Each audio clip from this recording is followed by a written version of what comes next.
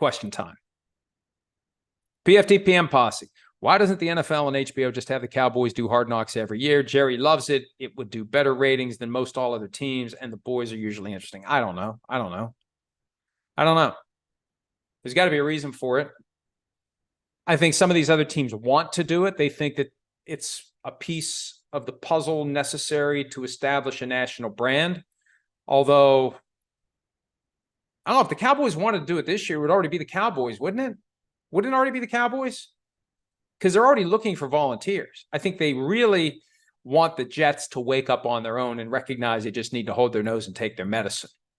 But based on what Mark Murphy, the Packers CEO, said over the weekend in his column at Packers.com, it sure sounds like they're locked on to the Jets. I don't know that the Cowboys would be interesting every year. And look, I'm one of those who believe that, like the Rooney Rule, Hard Knocks has outlived its usefulness. There's plenty of access. There's plenty of information. I don't glean a whole lot from those episodes that make me say, wow, I learned something about the NFL that I didn't already know. And I know that part of that is because I follow it every day in multiple different ways. But I think the average fan nowadays is far more knowledgeable than the average fan 20 years ago when they started Hard Knocks. Here's a question that's popped up a couple of times, and I better go ahead and answer it. And this is one of those stealth Twitter handles that if you say it, you're stepping into something that's going to make someone with, the mindset of an 8-year-old like me giggle. The Jets and or the Giants both have the option to file a 1-year notice of intent to opt out of their MetLife Stadium lease next year. Any chatter on this front, given the massively negative reputation that MetLife has in the eyes of the public? I don't know that that's the case. I haven't seen that. If I ever knew it, I've forgotten it. There's no talk whatsoever about a new stadium for the Jets or Giants, and they would not move out of New York City. That would not be an option to leave New York City, to leave the New York, New Jersey metropolitan area. I don't think that's going to happen.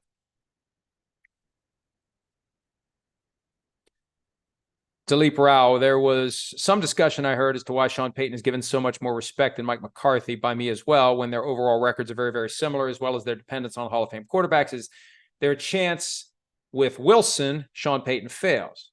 Or is it simply he fails without Drew Brees? The difference between Payton and McCarthy is very simple. And I'll go back to the play that ended the 2021 season against the 49ers in the playoffs, wild card round, I believe it was. They have the ball at around the 40. I think it was around midfield. They opt for a quarterback draw to try to get close enough for a realistic shot at the end zone. Around the 30-yard line, you got a realistic shot at the end zone. It's not a Hail Mary at that point. So they run the play. Dak Prescott runs the draw. He slides. He gets up. He and the center get in position. The umpire has to touch the ball physically. The umpire runs down the field. They don't get out of his way. He has to jostle to get through. He touches the ball. He sets it. By the time all of that happens, they run out of time. And there was plenty of discussion and deconstruction of exactly what went wrong. And the bottom line is it was a failure of attention to detail in the planning, design, and execution. And I think we asked C.D. Lamb at the Super Bowl that year, when you practiced it, did someone play the role of the official? Because you have to account for that. It's not enough to just slide, pop up, center gets on the ball, snaps it to the quarterback, and he spikes it with 1 second left. What you have to do is factor in the reality the umpire has to get in position, put his hands on the ball before the center can snap it. Mike McCarthy didn't think of that. Sean Payton would think of that. That's the difference between the two of them. I could go on, but that's the difference. Based upon my own experience, my own knowledge, McCarthy didn't think of it. Payton would have thought of it. And his team would have done it. His team would have executed it that way. Mark, when can we expect to see PFT on Threads? We're already there, baby. I saw it yesterday. Pat McAfee tweeted the link. I clicked on the link. I started to investigate. Hey, this is easy. It's an extension of Instagram. Boom. We've had an Instagram account for years. We set it up. There we are, already verified on Threads. nearly 7,000 followers when I checked a little while ago. So check us out on Threads. We're staying on Twitter. We're not leaving Twitter. We fish where the fish are. The fish are at Twitter and the fish are at Threads. And it gives us a way to post a link to our content with an explanation of what it is to try to get people to read it. That's all we're trying to do. We're trying to get you to sample an item from the menu. And as always, it is free and remains free. Dilip Rao, I'm in London. What is the absolute maximum one should pay at a fancy cigar bar for a single stick? I don't know, because I've never gone to a fancy cigar bar and purchased a single stick because I got my own. Not fancy. I got my barn. I stay home. I don't go out and smoke everybody else's cigar. I just want to smoke mine. I don't want to smoke everybody else's. I'm fine with just smoking mine. I bought some Padrones recently that were about 35 a stick, and I felt a little guilty about it. And it's too big of a cigar. It's too long of a smoke. My go-to is a Padron 1964 series that is the same diameter, circumference of a bigger cigar, but it's about like that.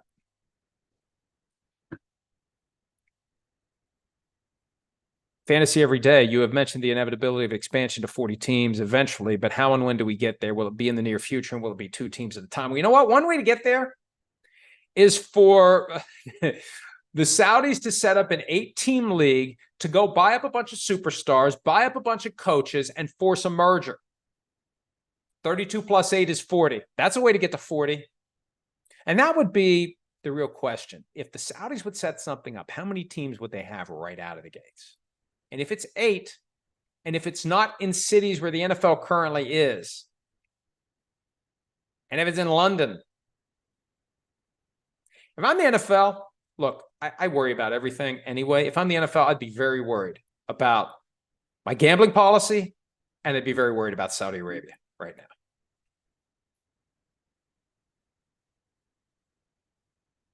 Johnny Ratensena, any Cowboys news to share, and why is ESPN laying off people? First part, no. Second part, watch yesterday's show. John Kasich, can you explain what the term cap hit actually means? Assuming you're not being sarcastic, I'll go ahead and explain it. And I'll try to do it as quickly and efficiently as possible. The cap hit is the charge that applies to the team's salary cap when it trades or cuts a player who still has unallocated bonus money on his contract, whether it's signing bonus, restructuring bonus, option bonus, any type of payment that gets spread out over multiple years to reduce the current year cap hit. That money that goes to the future years comes back and hits the cap.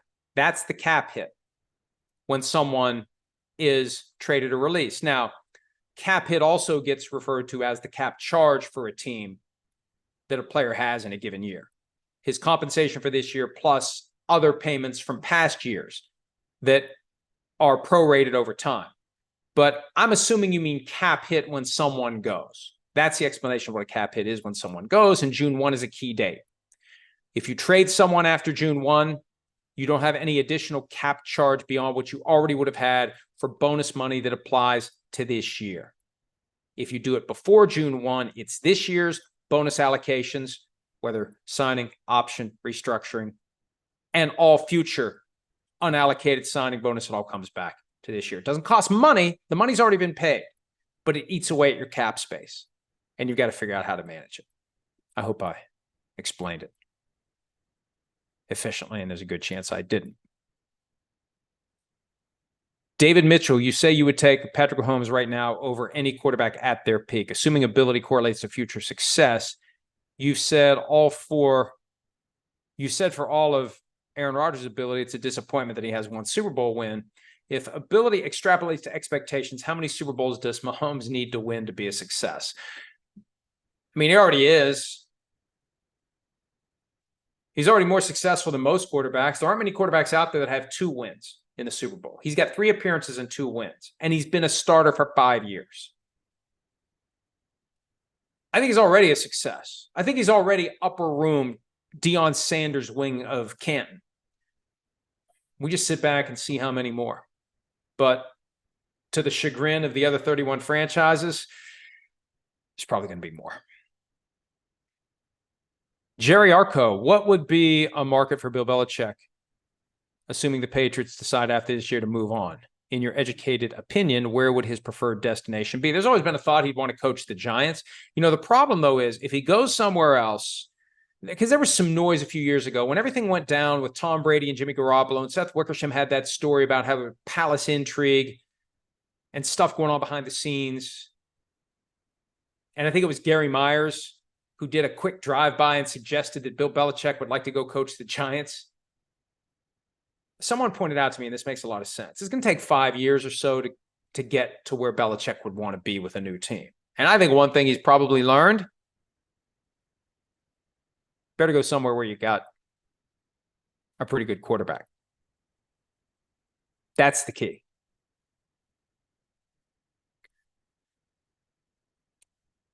Dan Mushman. Good afternoon from London. Does your disrespect of Sean McVay, still the youngest head coach in the NFL, stem from your hatred of the Rams franchise in general or for other reasons? What does he need to do to earn your respect? Are there 8+ teams that wouldn't hire him in a second? I think I found Miles Simmons' burner account. London, my ass. I know they won the Super Bowl. They went all in. They made a hell of a bet. And look at what happened. And they almost didn't win that Super Bowl. Jalen Ramsey fell down on that play where Jamar Chase, game-winning touchdown, if Aaron Donald doesn't wreak havoc. And Aaron Donald wasn't an F them picks guy. He was a guy that was one of their first-round picks. That's a great irony of this Rams team that was founded on the notion of swapping out your first-round picks for established players. The main reason they won the game at the end of the day was the guy who should have been the MVP. Aaron Donald's performance, and he was a first-round pick they used. Their second first-round pick that year, they blew the first one on Cam Robinson. Was that his name? The second overall pick from Auburn. Disaster of an offensive lineman. It was their second first-round pick that year.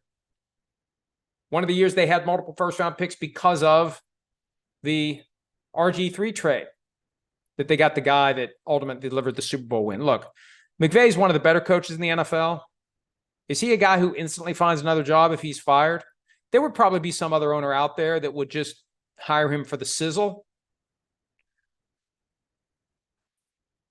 His name didn't come up when I was listing the coaches the other day that would instantly find other work if they were fired.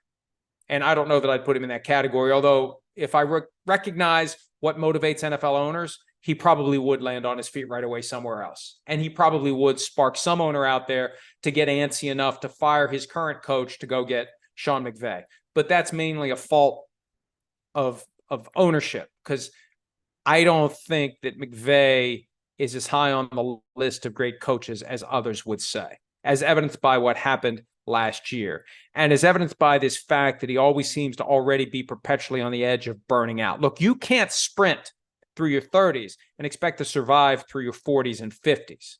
The fact that he's already dealing with this issue of when do I walk away, and I think would have walked away after the 2022 season if he could have gotten 15 to 20 million per year to go work a media gig, and that money wasn't there. Once he realized it wasn't there, and once he really caught the blowback from his team and from the outside that he was escaping, that he was doing the Indiana Jones slide under the door and reach back and grab your hat before the stone falls. Once he got shamed into staying, that's when he decided to stay. We'll see how this year goes. We'll see if he's truly rejuvenated, and we'll see if he sticks around beyond that. But longevity and commitment. I mean, is it enough to just show up, burn bright, win a Super Bowl, and fizzle out? I want a coach that's going to be around for years and years and years. That's going to be the anchor, the core, the guiding light of my football program, that isn't mortgaging the future excessively to try to grab that brass ring and then go run away.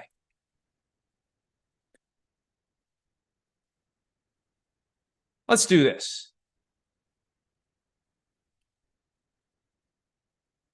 I'm checking out Threads here. Here's the Threads app. We asked for some questions. I'm going to give some equal time before I wrap this up. Been going an hour almost already. Let's just do a little bit more.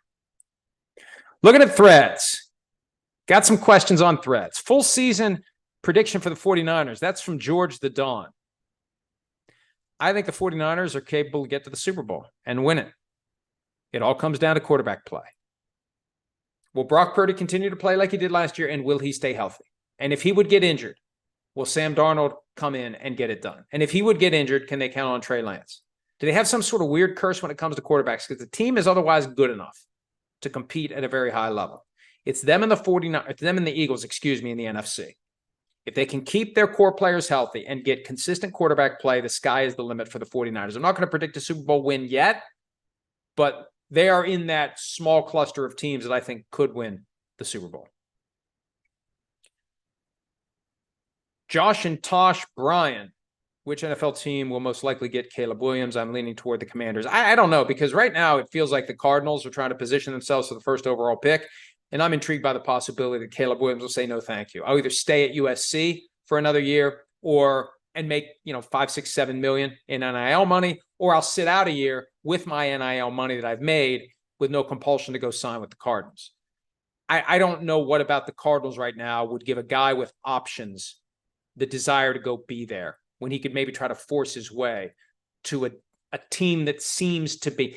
Why do you hate the Cardinals? Hey, Cardinals fans, as I said before, I'm trying to make your team better. Hold them accountable for the fact that they're dysfunctional right now. They've claimed the crown from the Texans as the most dysfunctional team in the league. You should want that to change, and I'm trying to help it change. All right. Rob Baldwin Reigns. What are the chances DeAndre Hopkins sits out the season if he doesn't get an offer he likes? What team is he supposedly leaning towards playing for? I don't know what his cutoff is. I'd say for most veteran players that have made good money, there's a minimum under which they just say, it's not worth it. I'm not playing. I don't know that he would sit out the whole season. Maybe he would just sit and wait. Like, if I'm not going to get paid a lot of money, I'm going to wait for the contenders to really declare themselves, and I'm going to go jump on a bandwagon and try to win a championship and play into December and February and January, and February deep into the postseason and go get paid a lot of money next year because people are saying, wow, look at what DeAndre Hopkins did in the Super Bowl. I don't think he sits out the whole year. I think that's a very, very low chance for Hopkins. I think right now what he's doing is feeling no compulsion to rush into an arrangement, waiting for someone else to offer more than whatever the Titans or the Patriots are willing to pay. The question becomes, does he wait once training camp starts to avoid training camp? I mean, we've heard he doesn't like to practice. If you're not on a team, you're not going to be practicing in training camp. But somebody gets injured or somebody's not as effective as they thought he was going to be, then all of a sudden there's a market that may not be there now. Another one. Rob Baldwin Reigns again. What are the expectations for Sean McDermott this season after the Bills took a step back in 2022? I think there's a lot of pressure on the Bills this year, and I think they're doing their best to try to reduce it. I think these extensions were aimed at reducing the pressure. When I saw that Sean McDermott and Brandon Beane both got extensions, first thing I thought of last year, hey, Steve Keim and Cliff Kingsbury both got extensions, even longer into the future than the Beane and McDermott extensions a year later. Keim and Kingsbury through 2027, and they were let go after 1 year. I just think that, and it all comes down to what ownership is willing to tolerate, but when you have Josh Allen, you can only get away with knocking on the door for so many years before failure to kick it in results in ownership trying to find somebody else who will. And I know that folks in Buffalo get nervous when I say that, but it's true. Got to wrap this up. CP7 New York. Do you see Matt Araiza getting signed before his civil lawsuit is settled? HBO Real Sports with Brian Gumbel had a segment on Araiza recently, and after the segment, Andrea Kramer told Gumbel that she thinks he's going to be signed by a practice squad. He had a workout with the Jets. If the Jets would have an injury or if their punter would just all of a sudden get the yips, I guess they would sign him. I think he's got a chance to land somewhere before his civil lawsuit is settled. He's refused to settle it. And one of the things I picked up from the HBO profile was that it seems like any settlement, as small as it would be, de minimis, as the league might say in its gambling policy. You know, if it's just nuisance value, if it's less money than you're going to spend to defend yourself all the way through to a verdict anyway. And $50,000, which I think is the number that we saw reported that he said no to. He'll spend less than $50,000 taking this thing all the way through to the end, most likely. If his lawyer's doing it right, he'll spend more than $50,000, taking this through to the end. One of the terms that he apparently would need to agree to is that he would waive any rights against the lawyer representing the alleged victim, that Ariza has said he plans to sue for defamation and any other theories, much like what Dalvin Cook has done in the aftermath of claims that were made against him in 2021. So here's the problem. With kickers and punters, there are too many out there. If you have any controversy, any issue, any problem whatsoever, it reminds me of when I was a kid.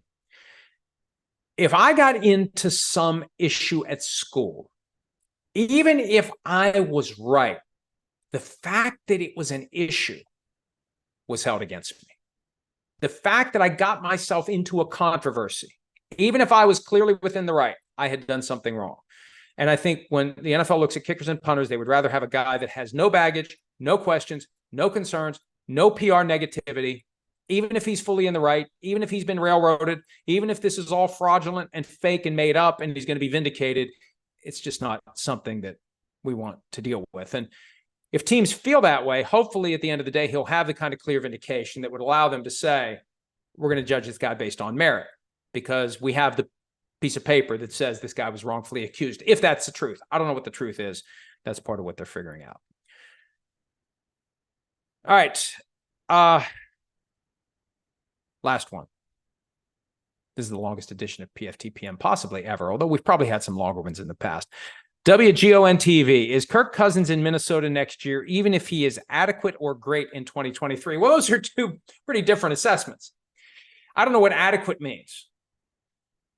I think that the Vikings have already decided he is not the franchise quarterback they're looking for over the long term. If they had made that decision, he would already be under contract beyond 2023. Paul Allen and I have argued about that. The mere fact that he's in a position to become a free agent after the season and walk away to whoever he would want to sign with tells me the Vikings look at him and say, this isn't the guy. I think the Vikings' top priority, like any other team that doesn't currently have one of the best 5 quarterbacks in the NFL, is to find that year in and year out Fran Tarkenton. And they haven't had a franchise quarterback, a true franchise quarterback, since Fran Tarkenton. Dante Culpepper was on his way. He had a spectacular 2004 season. 2005, he suffered that torn knee ligament trifecta in Carolina, and that was that. They've had other guys that have had flashes. Brett Favre, for example. Tommy Kramer. Wade Wilson. Randall Cunningham. But they haven't had that year in and year out franchise quarterback, and that's what they're trying to find. And that's why I think they're kind of consciously taking a step back this year in the hopes of positioning themselves to maybe get Caleb Williams or someone else who would be a franchise guy and to have him for 10, 15 years or more. Hi, it's Mike Florio. Thanks for watching PFT on YouTube. Hit subscribe for the latest news and analysis from Pro Football Talk.